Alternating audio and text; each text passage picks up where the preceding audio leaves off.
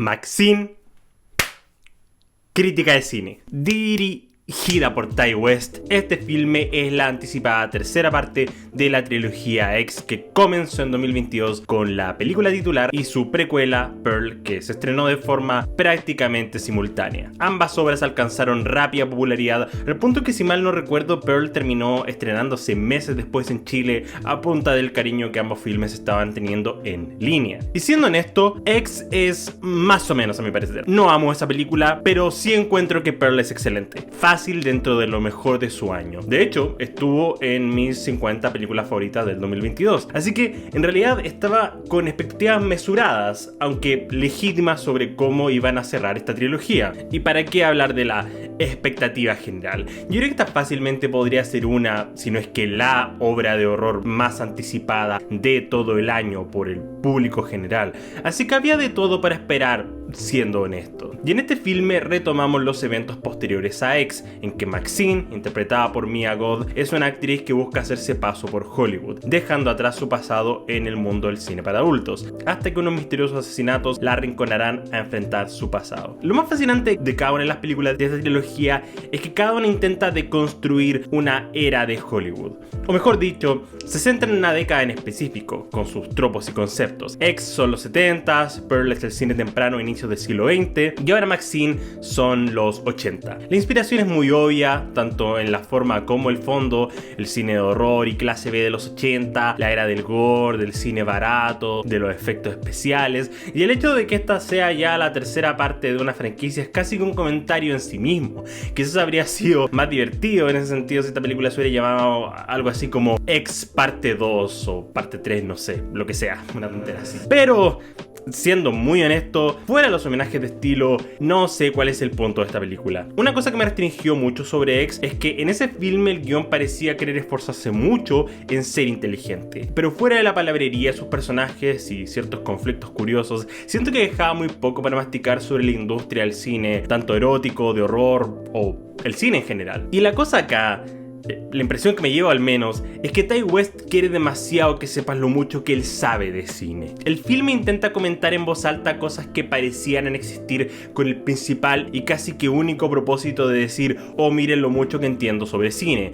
Y es un poco insoportable. Hay referencias por ser referencias. El filme menciona actores de horror o películas de la era sin demasiado propósito más que lanzarlas en voz alta. Y miren, como fanático acérrimo del cine de horror, amo entender una referencia. Me hace sentir súper validado, pero estamos en 2024. Scream ya te ganó ese recurso hace décadas, y si el comentario no viene de la mano con un análisis, se siente como solo buscar validación de la audiencia. Un ejemplo claro es el uso del Bates Motel. No sirve absolutamente ningún propósito en la historia más que las audiencias puedan decir: oh, yo vi Psicosis, eso es algo que conozco, y listo, sentirse validados por la película. No hay un uso creativo al respecto. Lo más cercano es un comentario que el personaje de Elizabeth Debicki hace sobre cómo la gente no pudo predecir el final del filme en la época por los conservadurismos del momento, lo que supongo que ata con algunos temas de la película, pero toda la escena podría ser arrancada del filme y muy poco cambiaría. Y esto no sería un problema si la película fuera vibes y listo. No voy a hacerme como que soy superior a una tonta película de horror, pero Maxine no quiere ser una tonta película de horror, para nada. Quiere ser tomada en serio. En serio, y casi que me da la impresión que le da que le da miedo existir en el mismo género que filmes contemporáneos inferiores. En términos de estilo, Ti West entiende la tarea al menos. El filme usa Super 16mm y alcanza una estética bien ochentera en ese sentido. El grano se siente barato, hay casi que un homenaje al formato de video casero. Me gustaría ver cómo este filme se compara visto en casa versus en una pantalla de cine, pero creo que al menos en lo que respecta a imitar el estilo de la época, hay un intento legítimo, pero termina siendo un poco estilo sobre fondo, y odio usar ese término, de verdad que lo odio, porque el estilo es fondo. Lo que quiero decir con esto es que es el estilo ochentero sobre el fondo de la historia, pero en verdad, si hilamos bien fino, ¿cuál es el estilo de la dirección? No siento que podría separar un filme de Ti West del resto de las películas en la selva del cine si lo intentara. Porque también es muy confuso el tono por el que va. ¿Cuál es la onda de esta película? ¿Es una comedia? ¿Es un filme de horror? Uno de mis subgéneros favoritos por lejos es la comedia de horror. Pero esto no es una comedia de horror. No al menos como lo es, no sé, Evil Dead 2, Scream o incluso lo que hacemos en las sombras. En este filme la comedia existe como una forma de no tomarse en serio a sí mismo, pero no es como que la película sea legítimamente satírica, porque al final del día no está satirizando nada. No es una deconstrucción de los slashers o del cine de clase B, no es una deconstrucción de nada. Es como un comentario muy abierto sobre el cine en general. El tema es que como no se compromete a ser un slasher, tampoco es memorable como un slasher. Las muertes no son particularmente icónicas, ni siquiera están ensambladas de forma que queden en tu retina como escenas significativas de horror. En comparación, Pearl tenía muchas menos muertes, pero al menos no apostaba a ser un slasher. Por lo mismo, cuando las muertes ocurrían, eran mucho más fuertes para la trama. Pero acá, al igual que con X, este filme tiene este dilema de identidad en que no sabe si quiere o no ser un slasher. O sea, desde un punto de vista de estructura y tropos, es un slasher, supongo.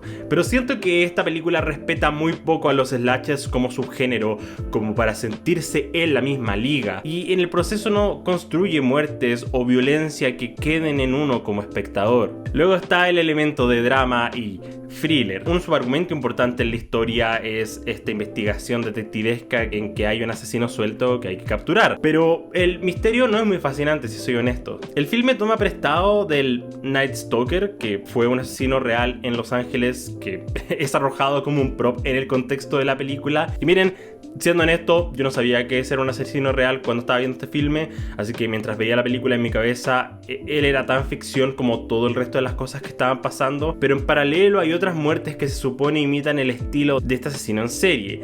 Y un conflicto importante es entender quién está matando a estas personas. Y hay cosas pasando acá. Uno, es medio relevante en términos de la gran escala quién es el asesino, por lo que no es como que tú siendo espectador sientas que puedas predecir quién va a terminar siendo. Y una vez que se revela, parece algo completamente ajeno a toda la historia que estábamos viendo hasta ese punto. Porque esto es lo que pasa.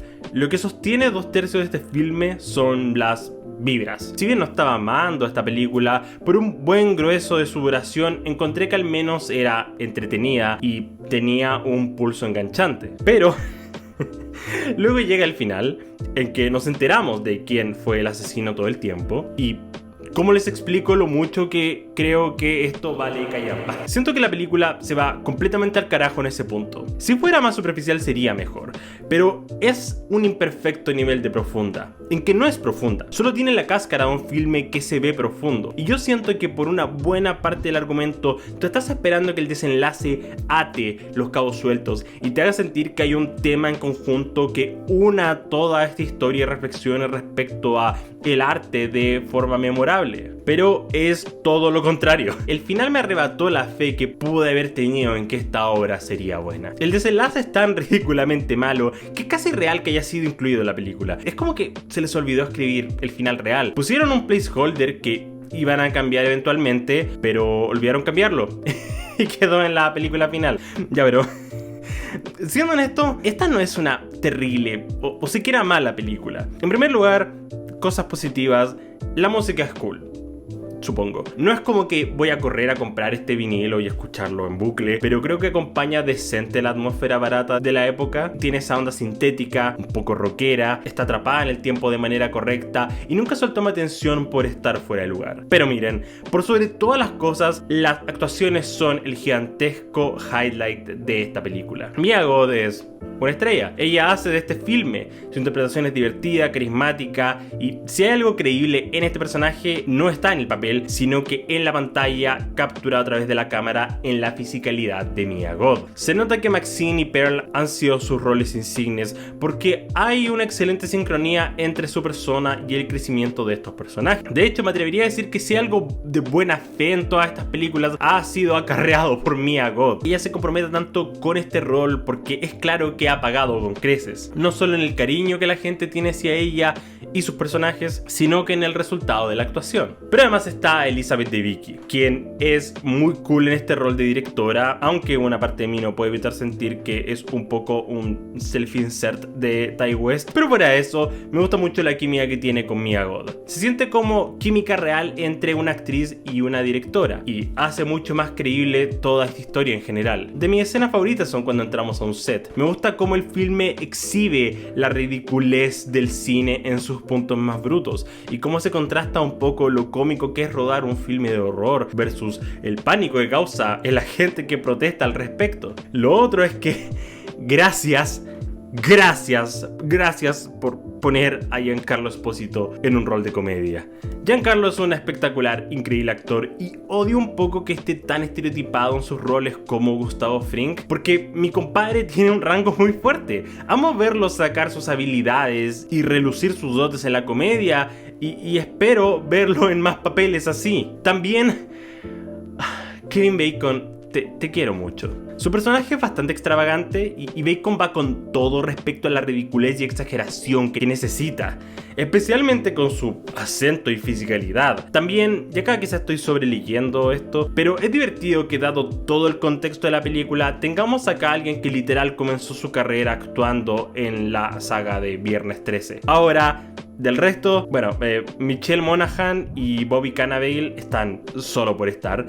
En este punto me dio la impresión que A24 puso la plata para tener un elenco estelar y empezaron a contratar estrellas en estos roles menos importantes solo por tenerlos en el billing, porque tienen casi nada que hacer en el filme y su desenlace es hasta cómico en un mal sentido. Luego, Halsey y Lily Collins,